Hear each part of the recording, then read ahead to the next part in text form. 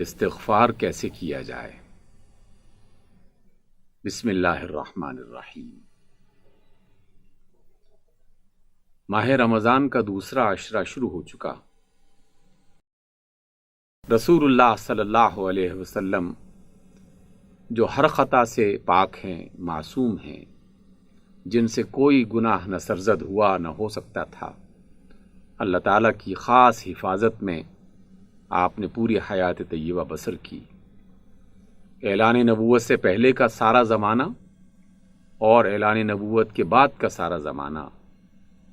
رسول اللہ صلی اللہ علیہ وسلم نے اللہ کی اطاعت میں اور ایک اچھے انسان کی صورت میں اس دنیا میں گزارا۔ لیکن اس کے باوجود وہ معصوم اور عظیم الشان مرتبوں والی ہستی جناب رسول اللہ فرماتے ہیں کہ اے ایمان والو، تم استغفار کیا کرو، کیونکہ میں دن میں 100 مرتبہ استغفار کرتا ہوں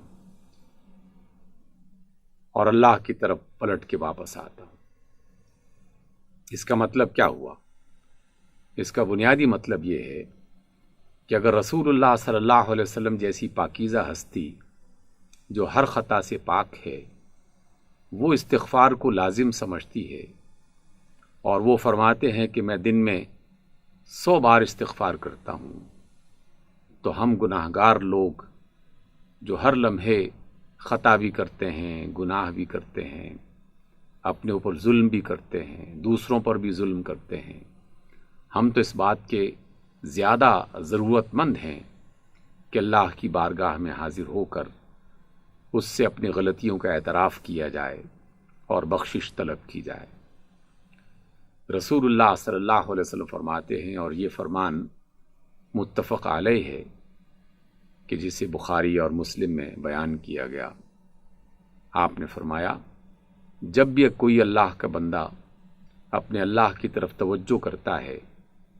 اور توبہ کرتا ہے، استغفار کرتا ہے، تو اللہ رب العزت کو اس قدر اس سے خوشی میسر آتی ہے۔ اور پھر آپ صلی اللہ علیہ وسلم نے اس خوشی کو ایک مثال کے ذریعے سے واضح کیا کہ اگر تم میں سے کوئی شخص صحرا میں سفر کر رہا ہو اور اس کے پاس اس کی سواری ہو جس میں اس کا سارا کھانا پانی موجود ہو، لیکن کسی وجہ سے وہ سواری غائب ہو جائے، وہ اسے تلاش کرتا ہوا مارا مارا پھرتا رہے، حتیٰ کہ اسے یقین ہو جائے کہ اب تو بس موت ہی ہے جس کا انتظار کیا جا سکتا ہے، اور وہ موت کے انتظار میں بیٹھا ہوگا کہ اچانک کیا دیکھتا ہے کہ وہ سواری اپنے سارے مال و اسباب سمیت اس کے سامنے موجود ہے، اور وہ بے انتہا خوش ہو کر کھڑے ہو کر اپنے اللہ سے کہتا ہے کہ اللہ، تو میرا بندہ ہے اور میں تیرا رب۔ حالانکہ اسے کہنا تو یہ چاہیے تھا کہ اللہ تو میرا رب ہے اور میں تیرا بندہ ہوں، لیکن فرط مسرت اور خوشی کے اس عالم میں وہ اپنے الفاظ پر قابو نہ پا سکا اور اس کی زبان سے یہ والا جملہ نکل آیا کہ اللہ، میں تیرا رب ہوں اور تو میرا بندہ۔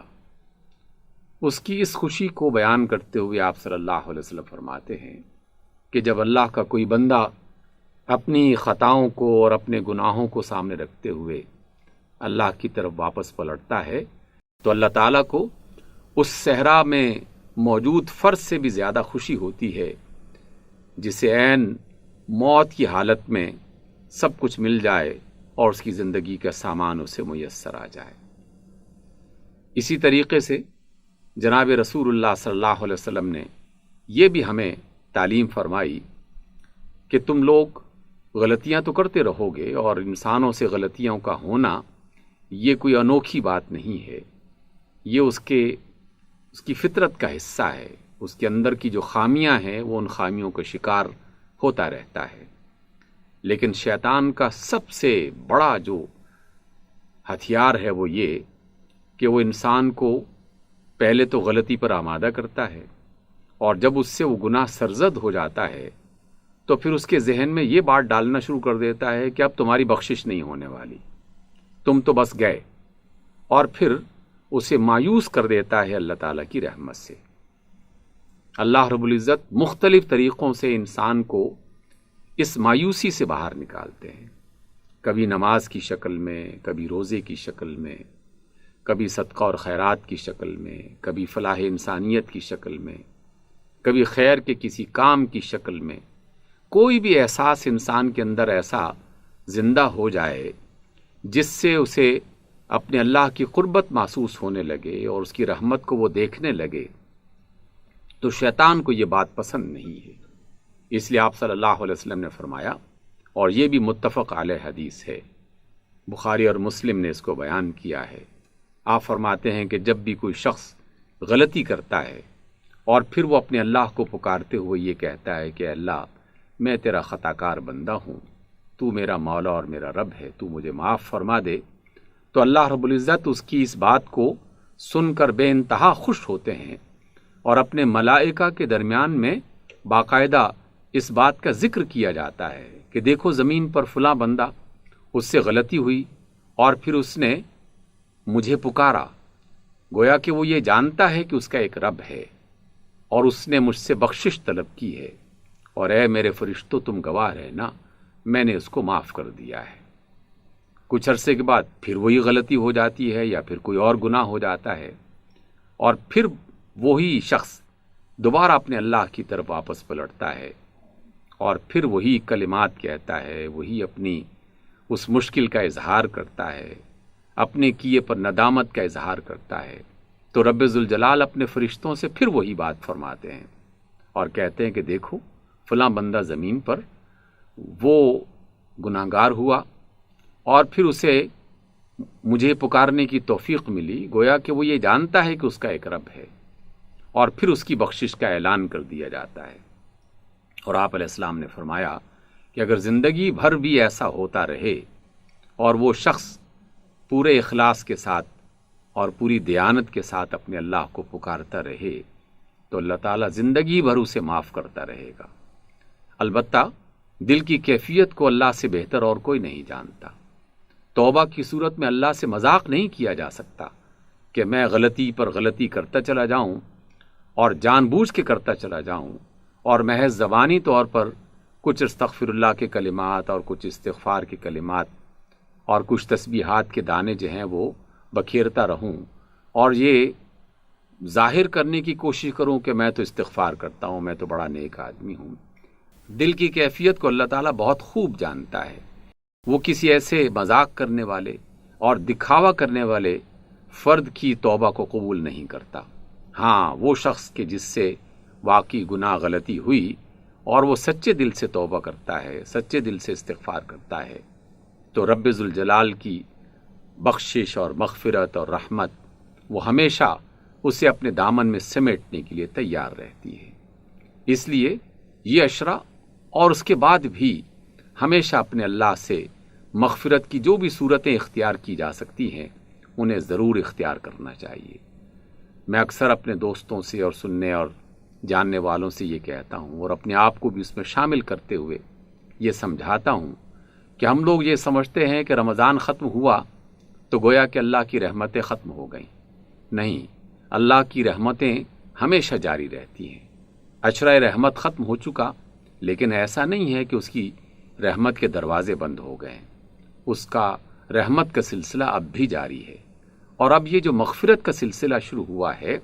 یہ عشرہ بھی ختم ہو جائے گا، لیکن اس کی مغفرت ختم نہیں ہوگی، وہ بے انتہا معاف کرنے والا ہے۔ اس وجہ سے اپنی غلطیوں پر اور اپنی خطاؤں پر کبھی مایوس نہ ہوا جائے، اس پر نادم ضرور ہوا جائے، اور نادم ہوتے ہوئے اپنے اللہ سے اپنی گزارشات پیش کی جائیں، اور پورے اعتماد کے ساتھ، پورے اطمینان کے ساتھ، پورے یقین کے ساتھ اپنے اللہ سے یہ دعا کریں کہ اللہ میں تیرا بندہ ہوں، تو میرا مولا ہے، تو میرا رب ہے، میں ایک کمزور انسان ہوں، مجھ سے یہ غلطی ہو گئی ہے اور مجھے تو معاف فرما دے، اور تیری بخشش کا میں محتاج ہوں، تیری رحمتوں کی مجھے ضرورت ہے۔ تو یہ ممکن نہیں ہے کہ اللہ رب العزت اپنے بندے کی اس مخلصانہ پکار کو سن کر اسے رد کر دے، وہ یقیناً اسے معاف کر دیتا ہے۔ لیکن ایک بات یاد رکھیے، کچھ گناہ اجتماعی ہوتے ہیں جس کا نقصان امت کو یا افراد کے گروہ کو یا قوم کو ہوتا ہے، اس گناہ کی تلافی بہت مشکل ہو جاتی ہے۔ اس لیے اپنی زندگی میں اس بات کی کوشش کریں کہ ایسی غلطی نہ کی جائے کہ جس کا خمیازہ پوری قوم کو یا امت کو یا ایک بڑی تعداد میں انسانوں کو بھگتنا پڑے، اس لیے کہ جو وہ اذیت پائیں گے اور جو انہیں نقصان ہوگا اس کی تلافی کے لیے اللہ تعالیٰ کے ہاں پھر عدل کا راستہ اختیار کیا جاتا ہے۔ اور کون ہے جو اللہ تعالیٰ کی عدالت میں عدل کے اس معیار پر پورا اترتے ہوئے اپنے آپ کو پاک صاف کر سکے؟ اس لیے اپنی ذاتی غلطیوں پر تو اللہ تعالیٰ سے توبہ مستقل کرنی چاہیے، اور اجتماعی غلطیوں کو اپنے آپ سے بہت دور رکھنا چاہیے۔ اللہ تعالیٰ ہماری اس دنیا کو ایسی دنیا بنا دے کہ جس میں غلطیوں کے ساتھ مغفرت کا سلسلہ بھی جاری رہے اور گناہوں کے ساتھ رحمتوں کی طلب بھی جاری رہے۔ میرا رب بڑا کریم ہے اور اس کی رحمتیں بے پایاں ہیں، کبھی ختم نہیں ہونے والی۔